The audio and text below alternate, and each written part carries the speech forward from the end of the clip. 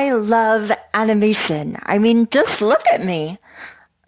Okay, you can stop looking now. But as much as I love animating, I also love experimentation.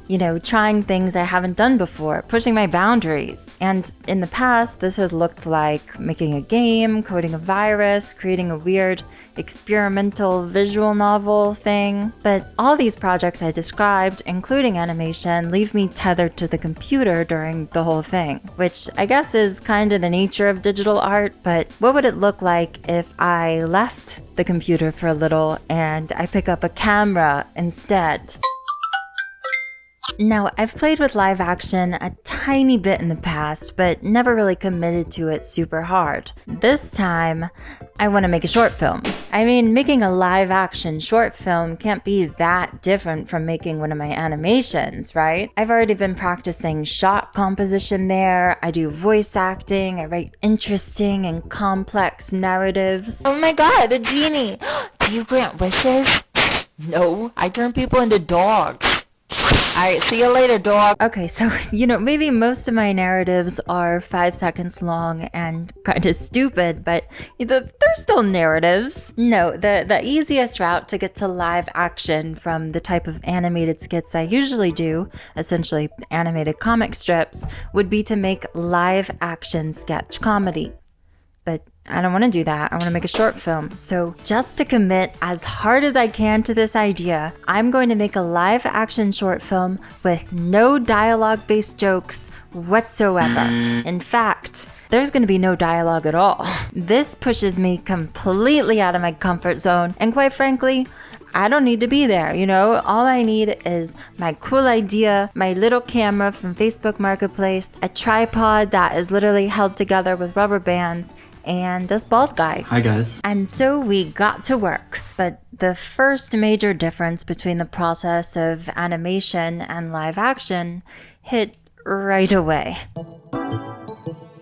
See, I wanted the film to be about a chef cooking for someone at a restaurant. And if this were an animation, I would just, draw a restaurant, no problem. But since we're doing live action, we are limited to reality and a budget of $66, because that's what the Patreon people pay me each month.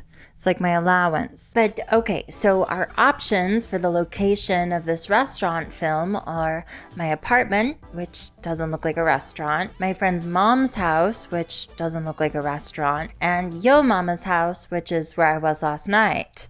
It doesn't look like a restaurant. So out of necessity, the story needs to change. Since we don't have a location that looks like a restaurant, we can't make a film about a chef cooking meals at a restaurant. So what can we do? Well, how about instead of a restaurant, it's a lovely suburban home. And instead of a chef, it's some woman cooking brunch.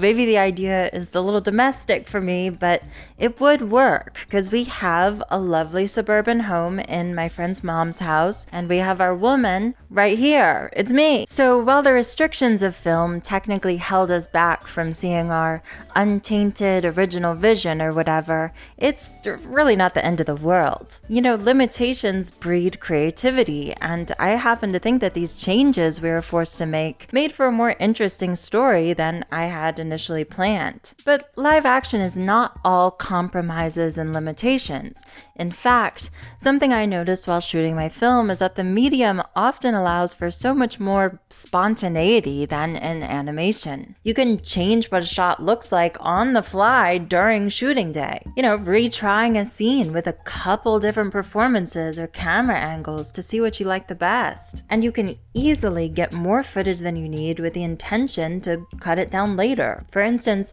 I got this shot of me taking this pepper out of the fridge and later decided that I didn't want it anymore and just cut it out of the film, no big deal. But in animation, cutting a shot like that would have been a whole thing, because it's like, I spent 5 hours animating this pepper. Whereas in film, delete the pepper, who gives a shit? So even if live action makes you work around the practical restrictions of reality, like locations, the medium all but makes up for it with the amount of flexibility you're granted when deciding and rethinking what scenes should look like. I mean, at least in comparison to the rigidity of animation, it's hardly ever that big of a deal to change anything about a live action project at any time. Filmmaking is really fun in that way, and I had an amazing experience just going with the flow while creating my little movie. So without further ado, here is my live action short film, Brunch with the Boss.